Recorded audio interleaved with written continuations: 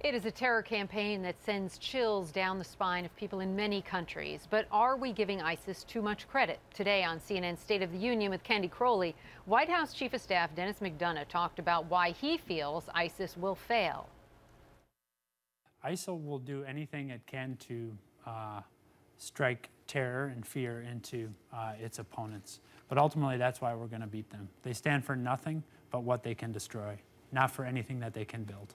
That's exactly what Prime Minister Cameron was saying this morning, and that's why ultimately the United States, with this coalition effort, Muslim states, Sunni states, part of that effort will ultimately not only degrade this capability with ISIL, but destroy ISIL itself, because it really stands for nothing.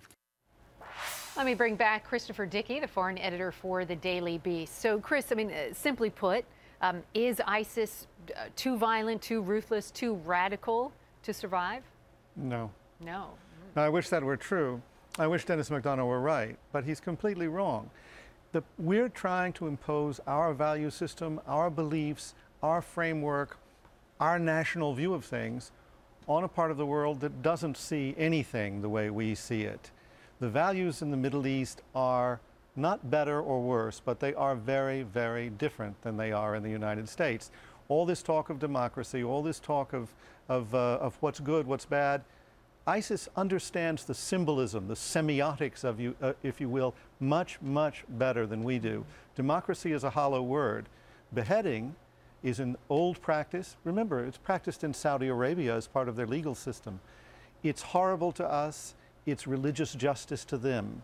And while there are millions of Muslims who don't believe in that, there are enough in embattled places like Iraq and Syria that ISIS will attract them, and it will build on top of their commitment to them. I think there are two schools of thought on that, because some do say that the beheading videos will attract those who are young and want to be radicalized. But then you have others, like our CNN national security correspondent, Peter Bergen, who said that the beheadings of Westerners, they're really the beginning of the end, because it makes ISIS look so brutal that people are so turned off from them. Look, do we think that Sunni farmers in Iraq, in Syria, they really care about James Foley or Steven Sotloff or David Haynes?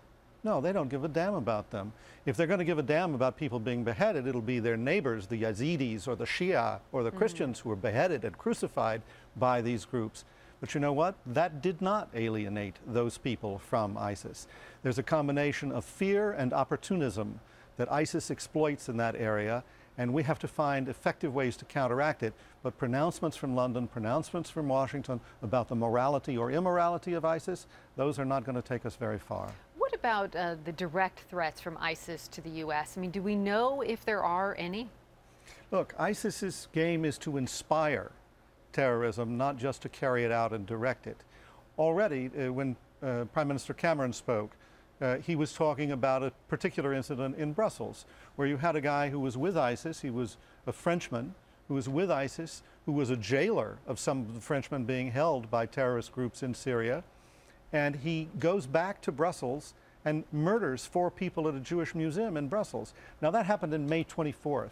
That happened before the fall of Mosul, before everybody sort of was shocked and woke up about ISIS.